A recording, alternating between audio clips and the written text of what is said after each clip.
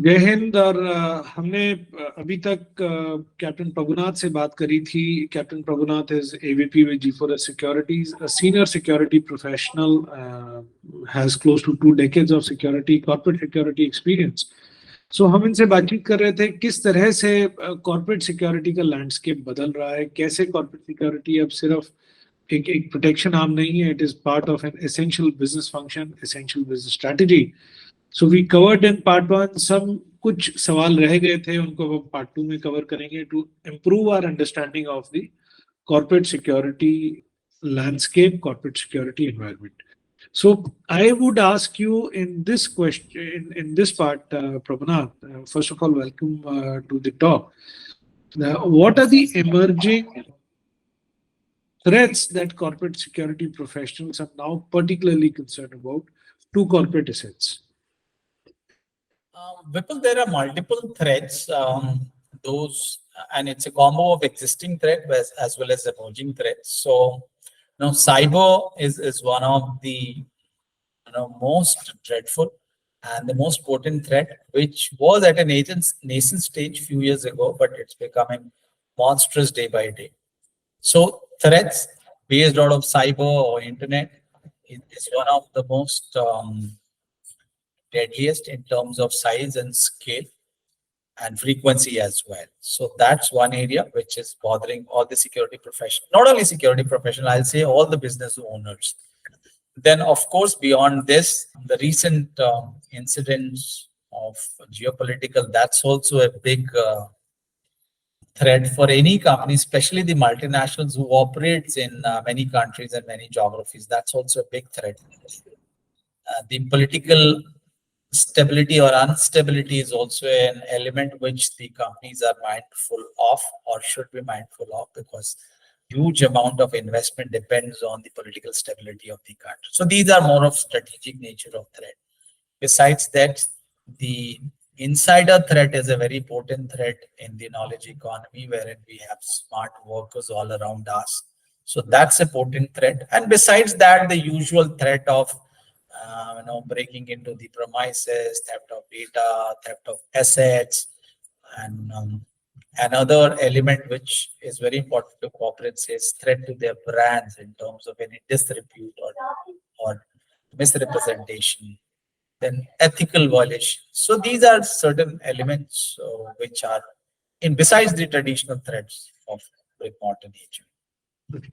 So now, having discussed this, what would you say? I mean, how do the security professionals address these challenges? I mean, what are those tools, or what are those aspects, or what processes do they follow in terms of doing all these things? So, in addition to the traditional roles of security, which we do in terms of perimeter protection, access control, there's a lot of focus on upskilling our own team so that they are aware of the threats which can come in the form of insider threat or cyber threat. So the asset issuance to our own team. See, primarily we are more responsible for any breach of data or theft of data shouldn't happen from our own team, because for the protection of company, the cyber team is there, and we help them in providing the protection to their assets in terms of communication centers or whatever assets they have provided.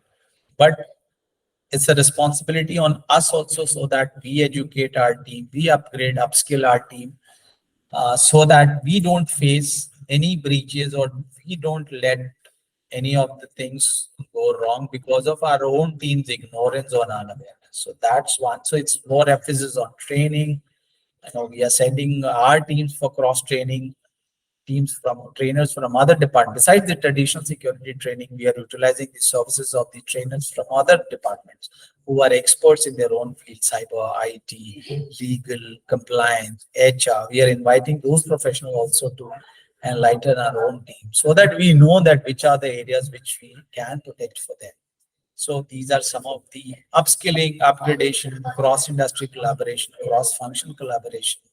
These are some of the elements which we as security professionals are doing to make our team more aware, more productive, and more risk averse. Now, as we all are aware, technology is there. I mean, every sphere of life, technology is permeated. Uh, What role Yeah. is technology playing in corporate security, and what are the key tools and technologies used by the corporate security professionals? So people, even, I mean, as you said, it's all technology are permeated into everywhere and every level. So even our guards are no more maintaining any registers, right? There's no manual entry and all. Most of the organizations have done away with that. So even right from the entry, we have our own visitor management system, and people enter paperless entry exit. So everything is happening. So our guards are aligned to work on those. Most of the companies have SAP. Some companies have their own softwares on which we work. It could be even the entry and exit of material is everything online. Nothing is happening manually. So that way also we need to upgrade our people to be able to handle computer first, and more importantly the softwares on which these programs run in terms of material management, visitor management. Then security plays a vital role in terms of badging. Now all the badges are activated, deactivated. Area-wise alignment of these badges happen through the security team. So that's a very important role, which was initially entirely manual, but these days is entirely computer-based. And it's a big threat if it is not handled properly. No. So that way, security is actively playing a role there as well. Then most of the companies have their internal security operation centers wherein the devices of the entire company is linked to one. People call it war room, they can call it security operation center, they can call it control room, command center, whatever nomenclature you may give. All the devices, whether it is physical or I mean related to physical security and IT, most of these are clubbed as in that particular command center, and all the alarms, whether it is door alarm, fire alarm, water alarm, ingress, egress, comes to that command center. That is primarily controlled by security at this stage. And in some companies, a different vertical is being created to manage those alarm or command centers, and it's like dotted line reporting of the security portions to both that team which monitors and I'm happy to say that these alarms are not only monitoring the alarms of India or one particular city, but they're monitoring the alarm of many cities. In fact, many countries' alarms are being monitored in our own country. That's why the role of our own security is growing in South Asia, Philippines, and all, because we do so much work compared to companies whose scale and size is so small. So this is how we are aligning our team to be very, very familiar with the emerging technologies. This is one area which I could share. So now you said that you're aligning your teams, and how do you kind of train and develop the security professionals to be able to live up to these expectations? Which, from what I could understand, there's a lot of technology, command centers, and integration of technology, and your monitoring. So how do you? Are there any formal training courses, or you doing on-the-job training for them, or how is it like? Vipul, generally it is in-house at this stage because it's not as organized that there is an external certification. But there are few agencies run by own brother officers who are conducting certain master classes for these command centers and these technology role. But primarily these people have worked in certain softwares, and then on the job they have learned, and then from one company to another they upgrade and the softwares are upgrading. So generally it's on the job training, but gradually it is being structured, and hopefully in the coming years maybe we'll have few certifications also for roles in these command centers or only tech based roles in the company. As of now it is more of on the job. Okay. Now, as a security professional, whatever you do, there are always going to be certain, I mean, the way we call it in Forge, in Forge we have encounters, and I think the civil equivalent to that is incidents. So how do you handle those crises or incidents in the corporate security domain? Vipul, as you said, I mean, nobody likes encounter. Similarly, no one likes incident. But these are the realities of any workplace, whether it is forge or corporate. Incidents will happen in spite of our best preparation. Some incidents will happen, and first of all, it should not be seen as a, you know, an ego issue in terms of how it could happen with the best of the preparation. So it's, if we can have the mindset of learning out of these incidents and then preparing for, it not to happen again. So incidents should be seen in that light rather than firing everyone all around.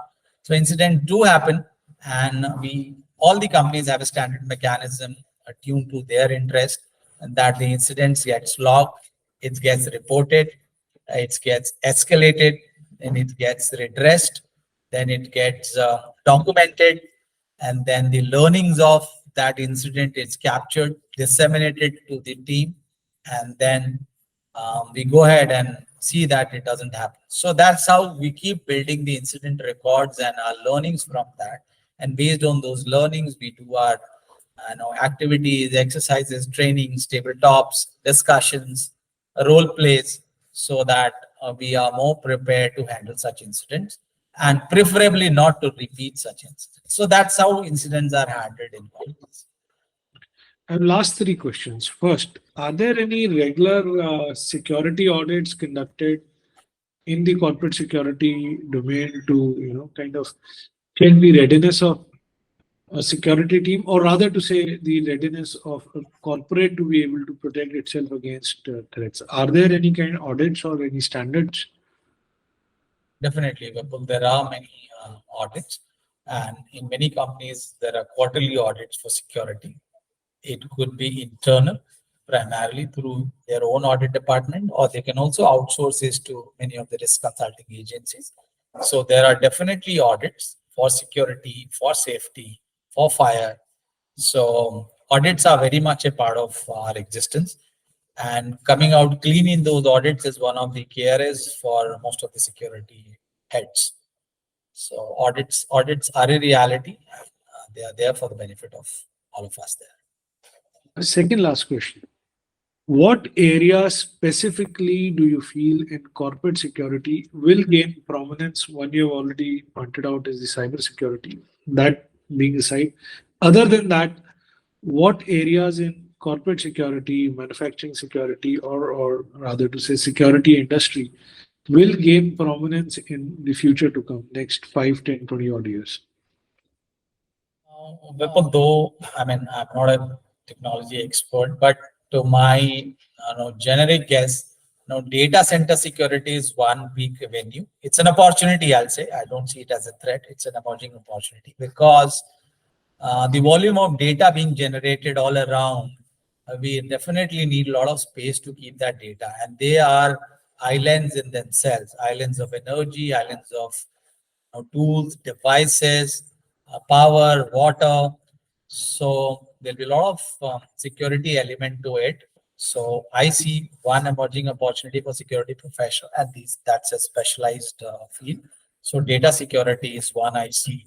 I see drones to be one emerging field for security, which is going to add value to it. And besides that, the cyber security, of course, it's very, very imminent and potent aspect of security, which we all have to be mindful of. Okay. So my last question would be, are the corporates really mindful and aware of these emerging needs and threats and challenges of the security, or I mean, how are they placed? Do they realize that things are changing, or they're too occupied with themselves? No, Vipul, they are very mindful. They are very, very aware, because these are not security risks. They are primarily business risks or business opportunities. So, every business leader who's in the chair, he knows, 5 years ahead. So he may seem preoccupied to us, but he's definitely forward-looking, forward-thinking, and he's certainly aware of these opportunities or challenges, whichever way we may bucket them.